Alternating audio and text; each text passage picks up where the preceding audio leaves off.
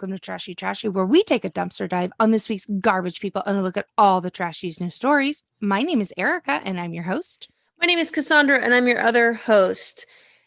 Hi!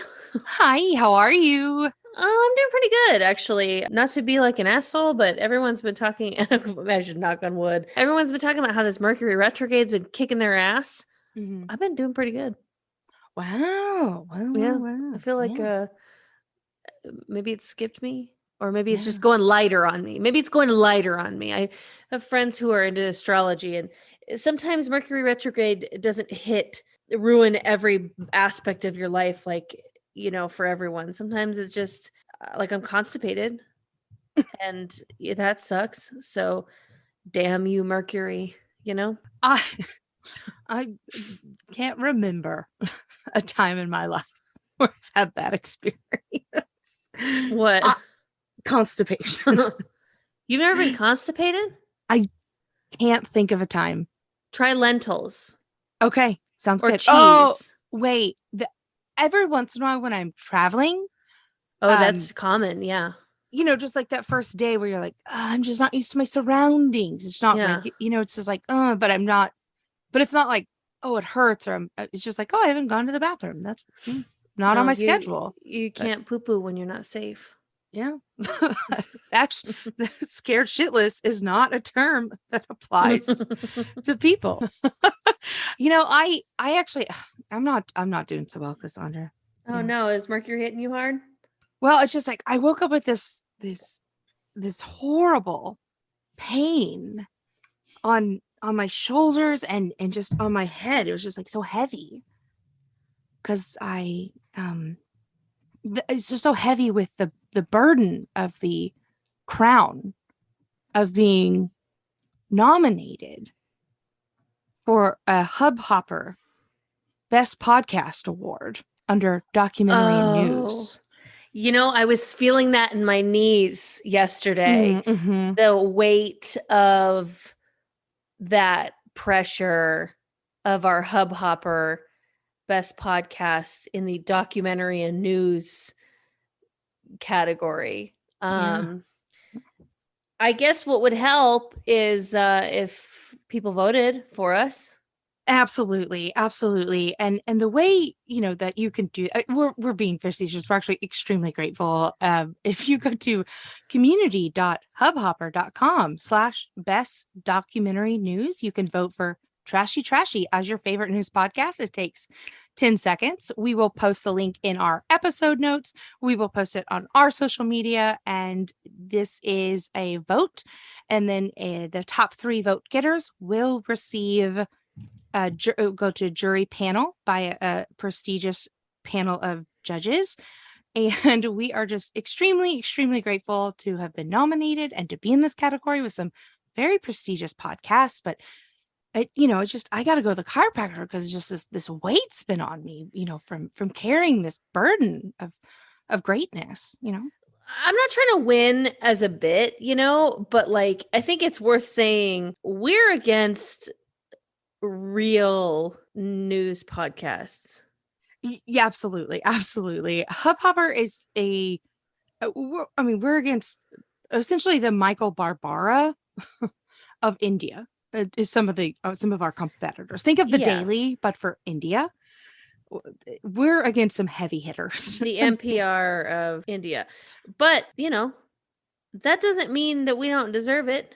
No, absolutely. It's anything nonfiction, it's a nonfiction, which we are. So we're in it, baby. We're in it to win it. We cover trashy news stories. We provide the same journalistic integrity that any of these other podcasts provide. We just, maybe cover it a little bit differently. So we just choose different stories. Yes. Again, we'll post the links everywhere. We would really appreciate your vote because we would really, I think this would mean a lot to us, and we're not trying to win as a bit. We genuinely want this. So yeah. Why are you trash? Yeah. So I have so many things that make me trash. Pardon me. I keep a running document. It's just rolling.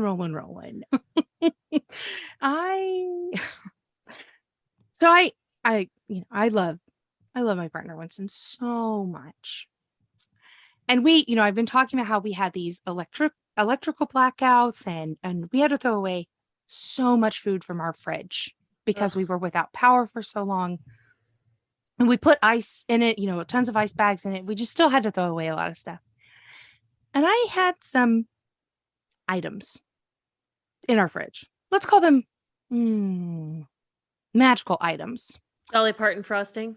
No. Oh, no. Magical items that Oh, I get hard it. to acquire. I get it. Magical items that what I had done was I had moved them to my still operating skincare fridge in my room. Mm-hmm. My secure skincare fridge with my serums, Mm-hmm. my magical items for safe cold keeping, and a couple LaCroix for an emergency. Mm-hmm. And I went to secure them to look at the brand and to secure them last night, and I couldn't find them. And I said, babe, did you when you were cleaning out the fridge, did you accidentally throw these away? And he's like, no, you're the one who managed the fridge clean out. I didn't throw them away. And I was like, okay. And I described the label and the color. I was like, are you sure you didn't throw them away? And I looked through the freezer. I made a big kind of production of looking through the fridge. Every layer I kind of called out. Well, I see that we have Heinz 57 and some LaCroix and a gallon of milk, but I don't see my magical items. Maybe I'll look on the second shelf. For about an hour, I looked for these items. We have a downstairs fridge. We have an upstairs. I looked forever. I forgot about my skincare fridge. I just plumb ass forgot. And I all but outright accused him of throwing them away.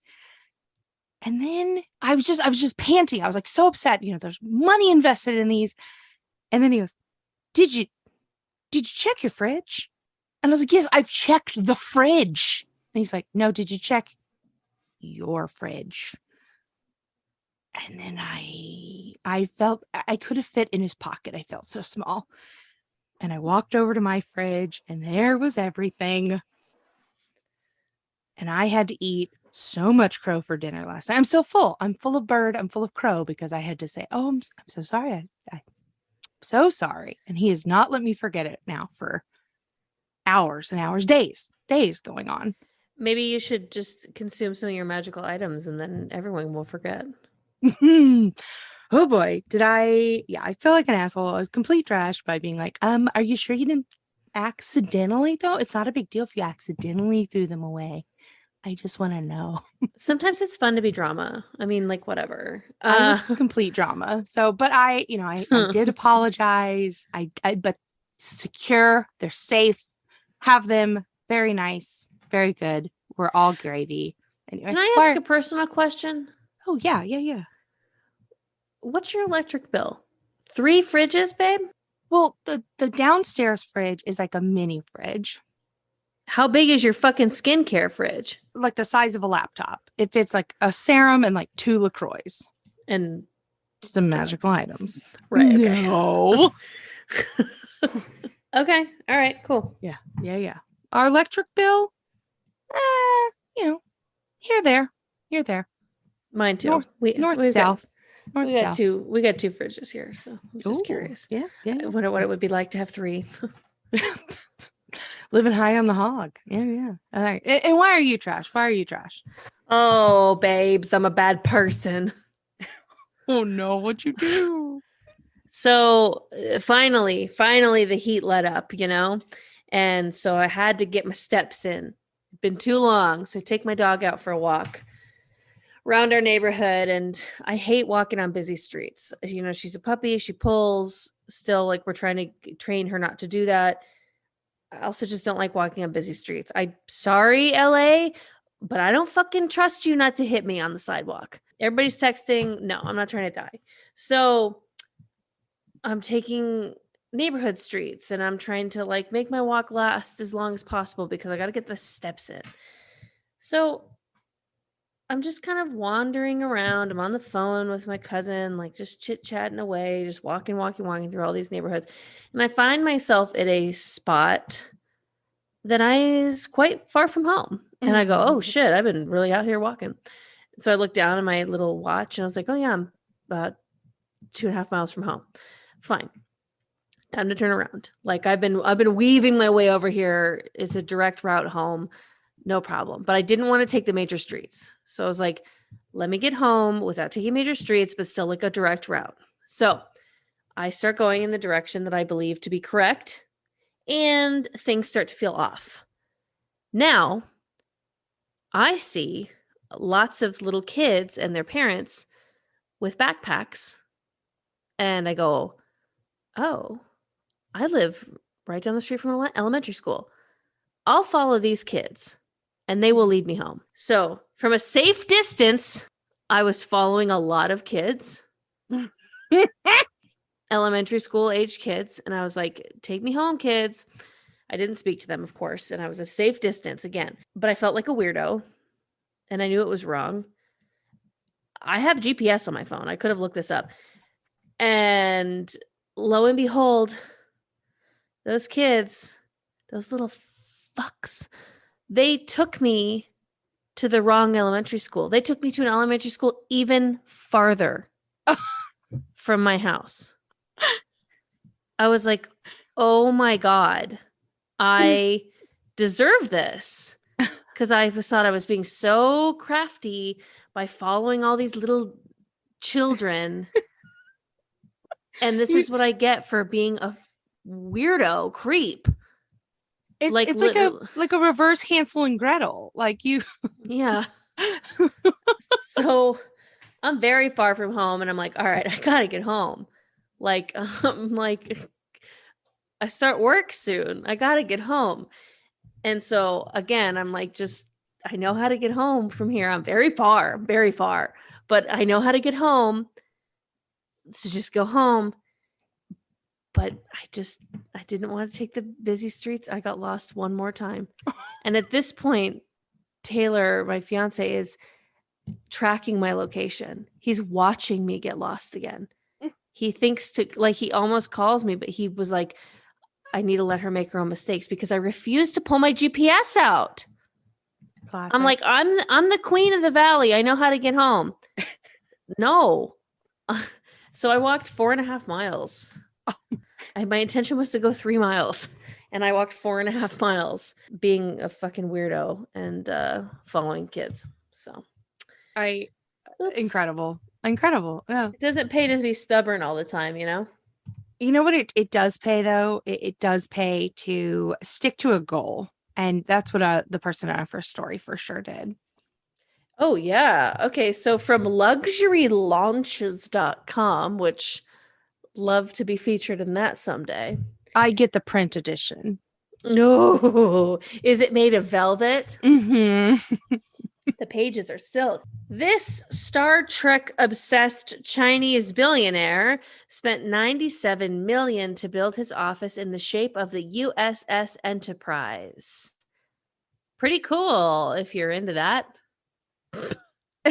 Nerd.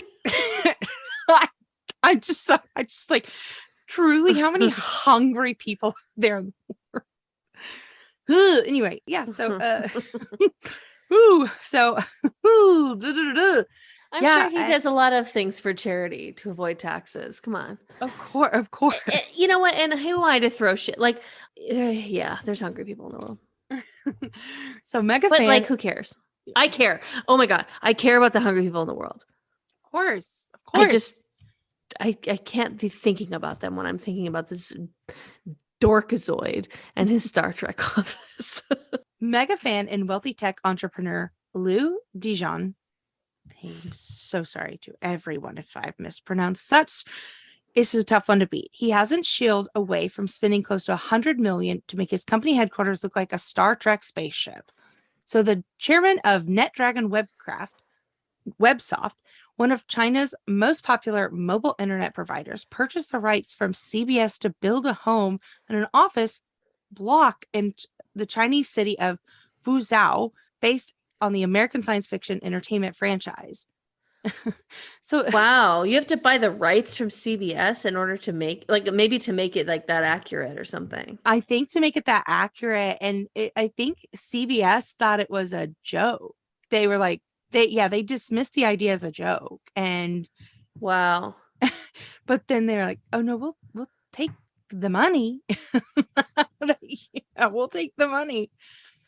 So My God. it has sliding doors everywhere, and the employees use 30-foot metal slides to move in between levels, which sounds really cool. Like, I mean, NetDragon Websoft must be like the Google of China, and or I guess the Spectrum of China, Charter, whatever, Cox, internet providers. But it sounds like a cool place to work.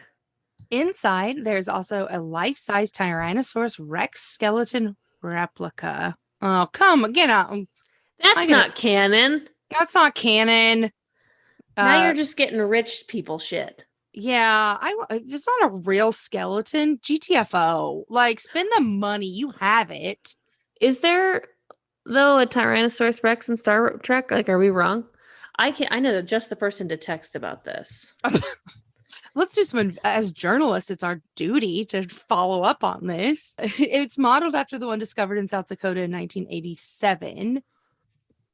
There's actually a train passing through, a VR experience center, horse riding, a swimming pool, sports field, and serene artificial lake. Loads to do besides work. So I feel like it's one of those like traps where it's like, oh, you spend all of your time here. There's so many activities, so you end up working longer, Horse riding at work. It's like ping pong tables at work, and we have breakfast and dinner, so you end up working longer. It's just all a trap. Think you could take a date to work? Oh, this is my new unofficial intern, Brian. We've been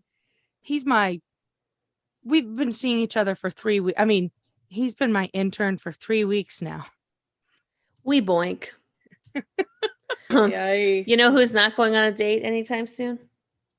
Who? This ex-boyfriend. True. In our next story. From Mirror.co, a woman cancels a dinner date after boyfriend claims his dog thinks she's ugly. So she couldn't believe her ears after being introduced to her boyfriend's new dog for the first time, with her other half claiming his pooch found her ugly. New boyfriend. The dog, I don't think, is new. Yes. Yeah. The dog and the man have a long established relationship where he has to caution him. It's like, listen, she has a great personality. She has a lot of money, but woof, is she ugly. She's a dog. Oh, wait. Sorry. That's offensive. I'm so sorry. Yeah. I don't know. I've really stepped in it this time. Oh, I'm sorry. Fuck. So, yeah, she's a 25-year-old woman who's been dating this 31-year-old guy for 4 months and only ever seen the dog in pictures. Finally meets the dog, and as soon as they sat down, she noticed that the pet was moving around in a funny way, and then he took that to mean that the dog thought she was ugly.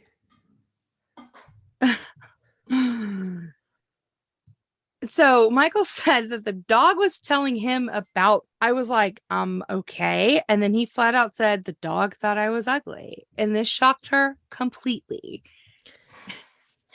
But Michael, I looked at Michael and asked him if he was serious. And he explained that his dog is just like that with some people, and that I shouldn't get offended over his animal's behavior. Girl, fucking run for the hills. Yeah, this guy thinks he's telepathically communicating with his dog. You don't need to be dating this person, whether the dog finds you attractive or not.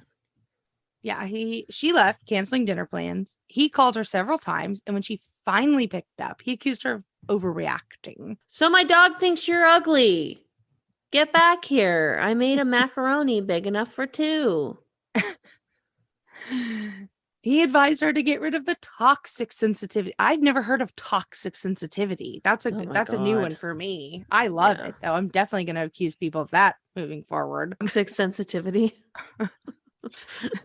Next time somebody's like, consider it, opens a door for me or says something, I'll be like, fucking toxic sensitivity. Yeah. Like cries in a movie. Ugh, your sensitivity is so toxic. Yeah, my new plan, if I ever wanted to become a billionaire, don't want to? No, oh my God. Speaking of billionaire, the founder and owner of Patagonia, Patagucci, gave his company away and is no longer a billionaire. He turned the company over, set it up as like all profits go to this like 501c3. Him and his family sold their shares in this sense. Like he is truly gave away his entire company and their wealth. Why? Because he thinks he's a reluctant billionaire. He never wanted to be one. He thinks it's absurd and he wants to do good and like fight for good on this planet and like fight climate change, and thinks that being a billionaire is immoral. And it's like, he's like, no, like it like happened, like the news dropped today that we're recording this on Wednesday, the 14th. Yeah. Weird. That's a weird thing to do. Anyway, but if I want to become my plan to become a billionaire though, and then I'll, give it away. But my plan to become a billionaire is just become completely like, you just have to become all right. That's like that's the thing, is just, and be like, that's my persona. I'll be like, toxic sensitivity is ruining this country, and then just make up some name like Linda Smiling, and then that's the persona that I run with, and that's my platform, and then I'll get a talk show and a book and verified on Twitter, and people will throw money at me. I feel like we're gonna find out like very soon that Patagonia is like full of like human hair, like those jackets or something. Like that just doesn't make sense to me. No, he was just like a cool. Is he still like rich? No, or he gave away everything. Yes, yeah, he was just like, nah, man, not for me. Yeah, right. No, whatever. Speaking of rich men, according to the New York Post.com, Jerry Seinfeld's fashion campaign sparks meme jokes. What's the deal with streetwear? Move over, Kramer. Jerry's the model now. A mission to prove it that at 68, he's still got some 90s swagger by modeling streetwear like it's nothing. He wasn't posing for Calvin Klein, but instead the chic urban brand Kith. So actually, I was at Fred Segal on Saturday, and were you? I had a friend in town that wanted to go, and so I was like, sure, I'll look very Erica, poor. You make a lot of money. God damn. No, just going to Fred Segal. I was like, can I have do you validate? And they're like, you can't even afford the validation here. And yeah. Like, you're right. I'm so sorry. I'll leave. They like clocked me as poor as I walked in. There's a Kith pop-up underneath the Fred Segal on Sunset. And I'm so dumb. I didn't know what it was. So I just saw like lines of people lined up, and then I put two and two together with the article and this, and I was like, oh, people were collecting streetwear. But yeah, I'm collecting the vaccines like they're streetwear, baby. Got my 5th shot. I'll be lining up outside of Walgreens like it's Melrose Avenue. Like I got the booster on Monday. I'm very, very excited. So I'm not gonna lie to you. Look, I have to preface this with, I get that Jerry Seinfeld married like a 17-year-old. So no need to remind me. I get it. And I'm sorry for what I'm about to say. But he looks like kind of hot in this. No. I'm telling you, I'm finding myself in this moment attracted to Jerry Seinfeld. 68-year-old Jerry Seinfeld. To each their own. One of the family members of a Bachelorette contestant this year was Patrick Warburton, who played David Puddy on Seinfeld. He was the Tick and Jeb Denton on Less Than Perfect and Jeff Bingham on Rules of Engagement. And but it was just like, so surreal to see him at like Hometowns. It was like, oh shit, that's the guy from Seinfeld. And he's just like, he's the guy with the really deep voice that's like, yes. He was doing bits with the Bachelorette that was on the Hometown, and she just like did not clock that they were doing Seinfeld bits. She's just like, oh, he's so funny. But it was like, no, he was making a very specific Seinfeld joke. You just did not get the. Well, they're like children. Of course they didn't fucking get it. I mean, Seinfeld came out when I was a child. I know. And they wouldn't put me on The Bachelorette. No. Maybe just as like, someone's like grandma. Yeah. If Chris Harrison, well, who's the guy who replaced him? If Jesse, the new host of The Bachelorette and Bachelor, hits me with his car, similar to what I'm going to do for Avatar with Fat Avatar, that's my plan. They'll have to make the first Fat Bachelorette. that's my plan in Hollywood. It's just, that's my plan. I forgot about Fat Avatar. My plan for success in this world is just for famous people to hit me with their cars and then me to slowly, I guess, blackmail my way into Hollywood. So yeah, if Jesse Palmer hits me with his car, I'm like, damn it, ABC, you got one. And you got one. Speaking of you got one. Yeah, let's go to Florida. Cass, I have news. We've been nominated for an award. An award? Yes, a Hubhopper Award for Best Documentary and News Podcast. Finally, some recognition for our journalistic feats. But we need the help of our baby trash cans to win. Okay, cool. Listen up, babies. Go to community.hubhopper.com/best-documentary-news. Or maybe easier, visit the link in our bio of our social media, Instagram and Twitter, and click there directly. Oh, yeah, that'll take you to the voting page where you can select Trashy Trashy as your winner. And I would like to thank, first of all, my, the big one upstairs, my agent, my college sorority sisters, Trisha, Becca. Okay, we need to play her off. Play her off. Come on, Erica. Let's get back to the show. We should have a Florida Man award ceremony someday and just talk about the best of Florida's, because this is up there for me. An alligator was spotted on the back of a car on Florida highway. I mean, this seems like standard. Imagine the way you'd have like a bike rack in the back of your car, but it's just an alligator. Yeah, so it was dead. It is? Yeah. Like they hunted it. Okay. I was like, is it alive still? Because I was curious. I was genuinely curious. Okay. It is alligator season. Yeah. Okay. Yeah. It had been hunted. A way to send a message, to the other alligators, I guess. Yes. Like, I mean, what are you gonna do? You can't just strap it to the roof of your car, the rack on the top. Like, where else are you gonna put it if not like where that Jeep spare tire goes, right? And if you get a spare, just throw the alligator on the fourth wheel. Yeah. It'll get you farther than a donut. Yep. There are 15,000 applicants, and there will be 7,000 permits issued to hunt alligator. Yeah, it's pretty gnarly how they have it. They have it like kind of tied along their bumper. And it's a big alligator. To be fair, I'm going to say an alligator bigger than my laptop, I would say that's a big alligator. That's true. Again, an alligator bigger than my cat, I would be like, oh my God. Yeah. I think any alligator that's close enough for me to see it and measure it is too big of an alligator. Yeah. If I can see the whites of its eyes, that's a big alligator. So I was with my mom today, and we were both talking about how we hate our nails right now. we don't live in the same state, but she was just happened to be visiting LA, and we both simultaneously somehow got duped into getting ombre nails Ooh. completely separately.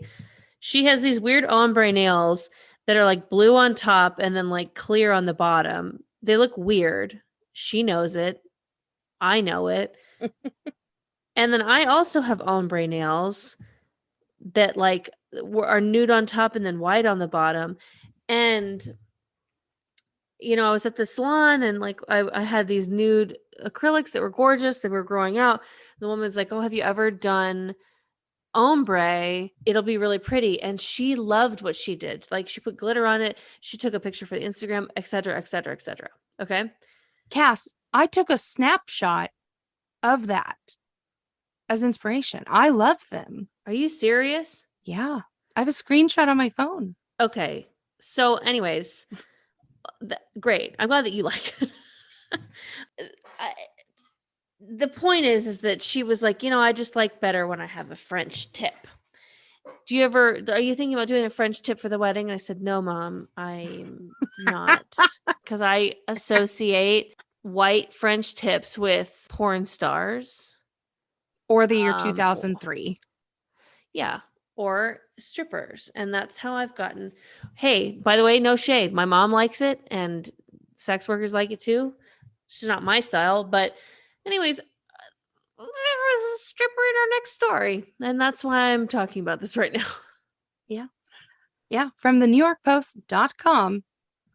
Nursing home hires stripper for seniors in wheelchairs and issues apology. We are very sorry, they said. So this is a veterans home, which is a state-run facility for retired Army personnel in Taiwan. And they paid an entertainer for a mid-autumn festival show. A very important holiday in the Chinese culture, giving people a reason to gather to celebrate the rice and wheat harvest of the season. She seemed like a reason to celebrate. I've seen the videos. I mean, she's fun. I don't know if she knows how to read the room, but also it looks like they were having a great time. Like, so she's got her mask on and she's got her lingerie on. You can see behind her mask that she's smiling. Yeah, they're loving it. Like, they're all clapping. Like, I don't know. I kind of think it's fun. It seems fun. I mean, she's giving one of the residents a lap dance, dusting her bosom in his face. The resident doesn't seem to mind one goddamn bit.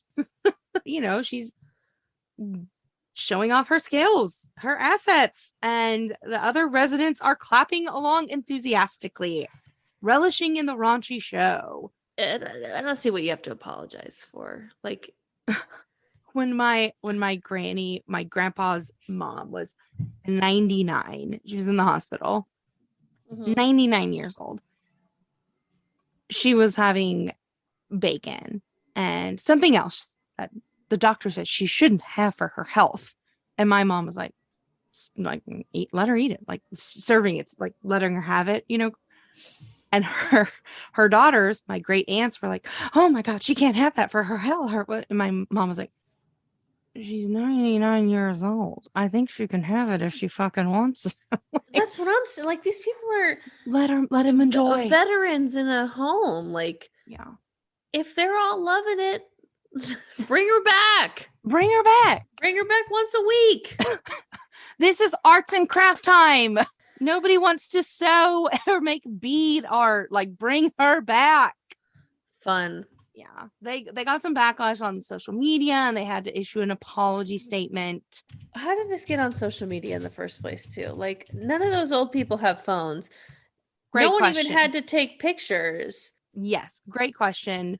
Okay, so the nursing home spokesman added that the mid-autumn festival parties had been canceled at the nursing home the previous years due to the COVID-19 pandemic.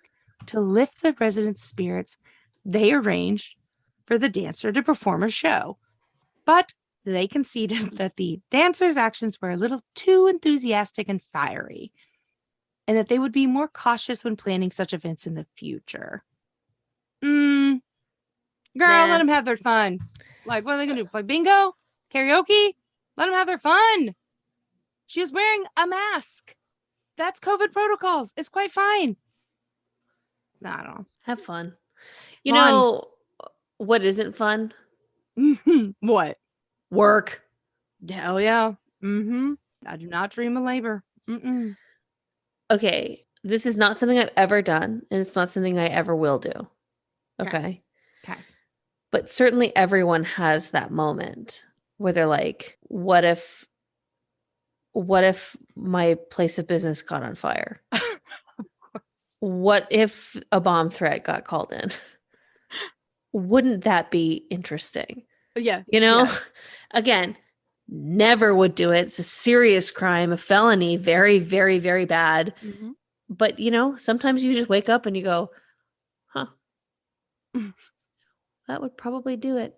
Probably get me out of work today. Yeah. So, according to MSN.com, a Wendy's employee sabotaged a railroad crossing just to have a slow shift. I'm assuming this railroad led to said Wendy's, and he was like, I just have to just cause a shit ton of traffic here and no one will come to Wendy's. So the 34-year-old was accused of interfering with the sensors along the Reading and Northern. The local 34-year-old was accused of interfering with sensors along the Reading and Northern, according to the WFMZ. Police say that at 6:58 p.m. on August 26th, surveillance cameras captured an individual tampering with railroad equipment by installing what was reported to be a shunt, which sends a signal to the crossing gate. So that would essentially block traffic, and people would not be able to detect the railroad's dispatchers and it would not have been detected by the railroad's dispatchers, according to the police. So according to Trains, a magazine just called Trains, love it. I guarantee what are we going to cover? Taylor knows. I guarantee you that Taylor has read Trains magazine. What are we going to cover this month? Anybody got a cover idea? Trains. Can I really quick. Yeah. So I picked up Taylor's phone and was gonna went on his internet browser because I needed to look something up really fast. And so funny, you might catch, what if I caught him looking at porn or something like that? I didn't. I caught him looking at jetphotos.com. Airplane just photos. Looking at planes. I thought it was so fucking funny. I said, I got nothing to worry about here. No shame, by the way, if you look at porn, but he's looking at jetphotos.com. My special guy. Oh, bless him. Anyways. My God. I think it's important that people understand that you can't just fuck with train tracks. No, trains are, you don't fuck with the mail, you don't fuck with trains. And you know what you can mess with though? What? You can definitely mess with a Chipotle. Talk about, maybe I should get some of that. That'll fix my constipation. Absolutely. So according to dailydot.com, nobody said nothing. A customer started working the register at a busy Chipotle to get food faster. He was even wearing a non-Chipotle work uniform. Nobody wants to work anymore. Get off your ass and work. And this guy was like, okay, I will help. It's so funny. I mean, so a bunch of employees have been walking out, of the past few years. There's the massive unemployment problems, et cetera, et cetera. I mean, we all know it, but yeah, I think this girl was dared to go and work, and then she just did it. Yeah. Chipotle has nearly 3,000 restaurants and just under 100,000 employees.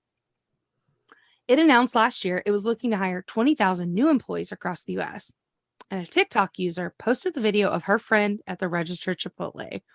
And she said, would you dare blank to go to cash people out at Chipotle because it's busy and you want your food? Her friend just started, was in her own work uniform, which is different from Chipotle's uniform. Nobody said nothing. She just started taking over the register. It's like, hell, if you're doing a good job, like nobody's going to say nothing. Yeah, I mean, especially if you're not stealing money, you're just like legitimately helping them. Yeah, you're just like moving along. One night I'm chronically early to most things. And when I was first in LA, if you're like, oh, we'll get to the bar around like 9:30, 10, I was like, oh, great. Okay. I would probably be there at like 9 to 9:15. Okay. Other people wouldn't show up till 10:30. But I was sure. Like, great. I'll be there. So I show up to a bar. My friends aren't there. So I just stand outside and there's a stool. So I just go and I sit on the stool. I'm wearing a black leather jacket and a black dress. I was very chic, very cute. I see where this is going. But when you sit on a stool outside of a bar and you're wearing black, people just started showing me their IDs. And so funny. I was like, oh, okay. And so I legitimately started checking them. And I'd be like, oh, I don't know. Okay. All right, great. Funny. So I just started checking IDs and, I probably should have been like, there's a cover tonight. No, I didn't, but I should have. But yeah, I just started checking IDs. And then after 30 minutes, the guy who was the bouncer showed up. And he's like, what are you doing? And I was like, I was just sitting here and people just started showing me their IDs, but I've been doing a really good job. So then we sat there together. He stood, I still sat on the stool. We did it together. And then my friend showed up and I was like, I'm going to go. And then he's like, hey, I need to check your ID. I was like, I thought we had a bridge of trust. What a meet cute. It was very nice, but I was like, here you go. And then I, never saw him again, but I did a really good job of keeping the scruff out, Yeah. Absolutely. But yeah. Anyway, she did it. She got the people moving along. I was at a busy bar where they were taking cards, then the machines broke, then they switched to cash only. There was one bartender for like 45 people, and a regular just got back there and just started like helping, pouring drinks, which he had no idea what he was doing because they were insane shots and drinks. But he was just like, oh, you want beer? Okay, I can open a beer and I can take cash and give change and help the bartender out. We were at a wedding in South Carolina, and at the after party, these people sick, everyone was ordering espresso martinis. And this bar was not, I think, adequately warned, or they were warned, but then they forgot that this is where the after party was going to be. And so there was 2 barbacks and 1 bartender, and like everyone is ordering espresso martinis. So like the barbacks were just making espresso, and I was like, I want to get back there. Like these guys are, because they're suffering. They're doing real bad. It was taking like 30 minutes to get a drink, kind of shit. Yeah. Anyways, who could have used some help? The man in our next story. That's for damn sure. Also, by the way, I did text my Star Trek Connect. Is there a T-Rex in Star Trek? And she says, which Star Trek? Not that I'm aware of. What are you talking about? Great. Well, I'm not going to give her any context. No, never follow up on that. And nope. You know what? I should have. Yeah, there are multiple Star Treks, to be fair. Yeah. Oh my God. So from CBSNews.com, Chinese man gets trapped aloft in hydrogen balloon for 2 days, traveling 200 miles. He was just trying to collect pine nuts from a tree. I mean, ladders are scary. So why not opt for a balloon? Right? I don't know. I guess. So I smell a movie deal. This is feeling. Remember Balloon Boy? And it turned out to be a hoax. Oh, do I? Mm-hmm. Mm-hmm. So, Chinese state media says a man has been found safe after he spent 2 days aloft in a hydrogen balloon and traveled over 200 miles because it came untethered and flew away while he was using it to harvest pine nuts from a tree. Ah, That's fucking scary. So it's so scary. there was another person in the balloon who jumped to the ground and got out, which thank God, someone there to call the police. Right. What do you do? How do you get him out? Like, you can't shoot him down. You just kind of have to like follow him until he runs out of air, right? I mean, I feel like this is in the US, they would just be like, well, shoot him. Yeah, they would absolutely shoot him till it came down. But yeah, he made it almost to Russia. Oh my 200 miles, like so close to the border of Russia, and his back hurt. Oh, poor baby. Rescuers were able to contact the man by cell phone the following morning and instructed him to slowly deflate the balloon to land safely. It took another day before he reached the ground about 200 miles to the northeast. Yeah, he was in good health apart from the pain in his lower back, possibly from standing the entire time he was in the air. Girl, I have sat at the Staples Center on the floor at a concert. Are you kidding me? Like, I wouldn't, unless there's physically no room, but you just figure it out, you know? Yes. If there's a way to sit, I will sit. Although you sit and then you can't really see where you're going or what's going on. And you can't like steer or I mean, I don't know what steering you can do, but yeah, if there's like something, a tree coming up or what, no, oh my God, bless his heart. Oh baby. Oh, scary. Hey, Cass. What's going on? Are you ready? I'm ready. Well, it is time for the dumpster fire of the week. Oh my God. Y'all, we got a doozy, a scandal, a political scandal, a corruption scandal, a sports scandal. I feel like we stay somewhat politically neutral, but man, do we got are we breaking news? This is doozy on our hands. So this comes from a couple websites and probably more by the time this comes out. But there's texts that reveal that a former Mississippi governor, Phil Bryant, aided Brett Favre, former quarterback for the Green Bay Packers, and I think other teams, who knows, in his quest to funnel welfare funds into new university volleyball stadium. Oh my God. Yeah. So the Brett Favre Mississippi welfare scandal has reached new heights. The text message linked Favre to the misuse of the state's welfare funds for the volleyball stadium at the University of Southern Mississippi, where his daughter was playing volleyball. That's so fucking gnarly. Yeah. He was accused of attempting to funnel $5 million for the new complex built at his alma mater of Southern Mississippi in collaboration with the former Mississippi Governor Phil Bryant and Nancy New. Wow. Mississippi Today, a reporter, Anna Wolf, revealed alleged text messages shared by the attorney for New, Nancy New, the nonprofit founder. She pled guilty for federal wire fraud relating to a widespread $77 million misuse of funds from the Federal Temporary Assistance for Needy Families Act. What a fucking ass hat. Yeah. So these funds, the welfare funds are not to be used for buildings, but the way that they were doing this loophole, it's a whole mess. We'll get to it, but yeah.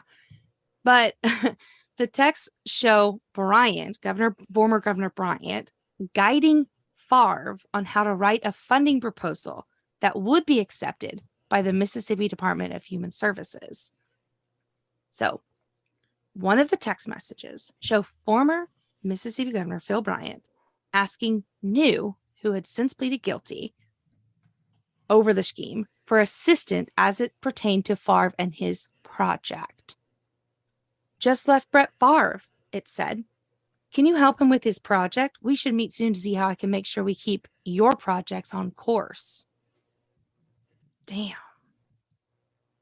Yeah, this is, I mean, Mississippi is the poorest state in the nation. And these funds could have really helped people. Yeah, this is sad. You know, Brett Favre is a piece of shit already. And was he? I didn't know that. Oh, yeah. Remember like that? Yeah, he's just like, he's a bad person. Like even his own biographer came out today on Twitter and was like, hey, I wrote his autobiography in 2016 and he's a bad person. Here's a list of things he did. I'm encouraging you not to read the book. Don't check it out from the library. I now know that. I'm sorry. Don't read the book. Don't. So yeah. Wow. Yeah. He is a bad person. So, So basically Favre has been reportedly questioned by the FBI over a $1.1 million payment made to him. So anyway, the damning thing, the most damning thing is a text message showing Favre asking New, the nonprofit director Nancy New, in August 2017, is there any way the media can find out where it came from and how much? So he knew he was taking from welfare. Yeah. According to the report, parties involved managed to find a loophole regarding the expenditure of the temporary assistance for needy families funds, in which the Mississippi Department of Human Services put $4 million toward the facility, the volleyball facility. So you have some volleyball fucking stadium for a college? Yeah. Oh, God. Yeah. Basically, what they're doing is they were putting a nonprofit office inside of it, running inside of it, and that's how they were able to find the loophole, it seems. Erica, this pisses me off. It pisses me right off. But it's like, hey, can the media find out? And will they know how much? Like, that's how you know that you've done something wrong. Next thing we know, he's going to run for president. Please tell me, what are you hoarding? You got to give me something happier than this. Oh no, I'm hoarding something real sad. Oh, babe, what? No, it's good, bad. I'm hoarding a book by the actress Jeanette McCurdy. Someone just recommended. Oh my God, someone just recommended it. Sorry, I spoke all over you. I'm just excited. Say the title again. I'm Glad My Mom Died by Jeanette McCurdy. And it is a memoir by the actress. You may know her from shows like iCarly and other Nickelodeon shows and things like that. But she Sam and Cat and things like that. But she had a very narcissistic, abusive mother. And it's just it's terribly sad. The things she went through. I haven't read all of it. I've read some snippets. I've heard her talking about it.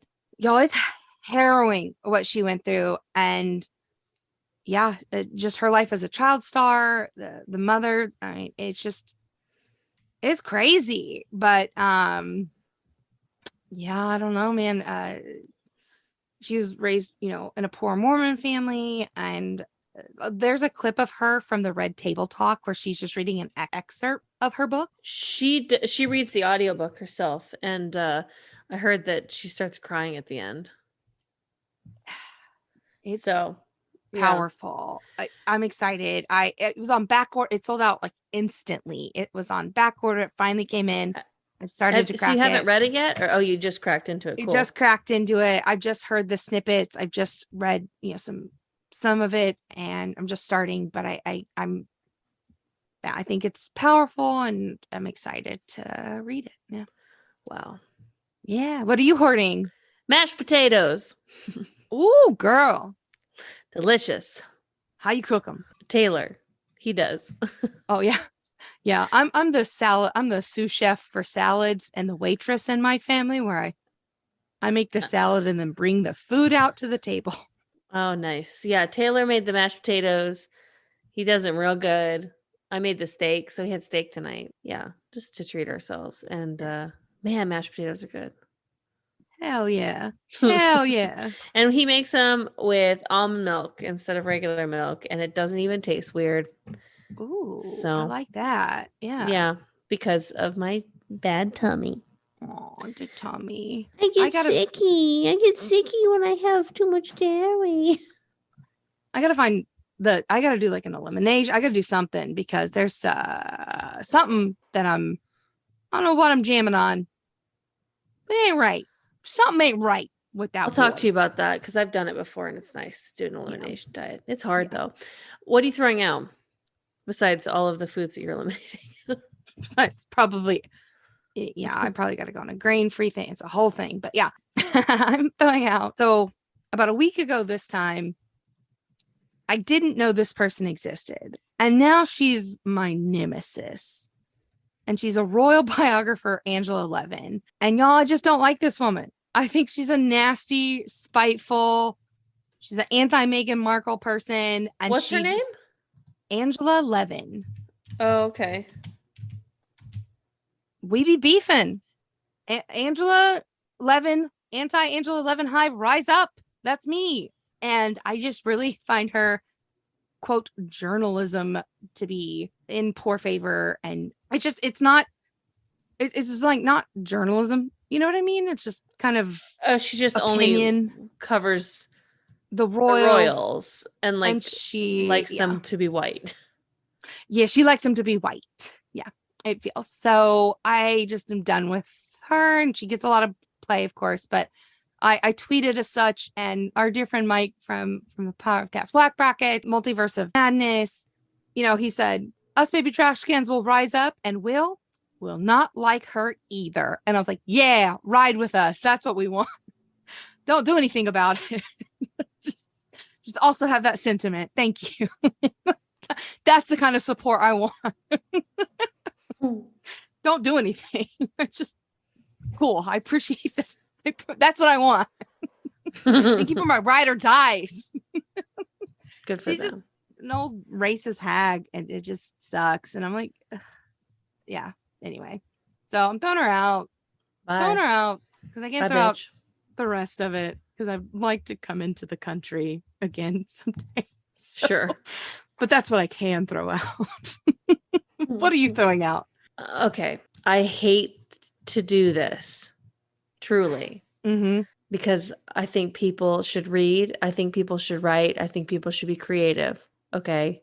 Mm-hmm. But girl, I read a book Mm-hmm. recently that had a really cool cover and has been on like random listicles here and there. Mm-hmm. I think maybe good PR. Mm-hmm. Erica, this was not a good book. This book was fucking bad. Like I would read it before bed and I would go to bed pissed off. But I was like, I need to know how it ends because I'm doing this reading challenge. I need to get through it. But holy shit, this book is written really fucking bad. It's called Arsenic and Adobo.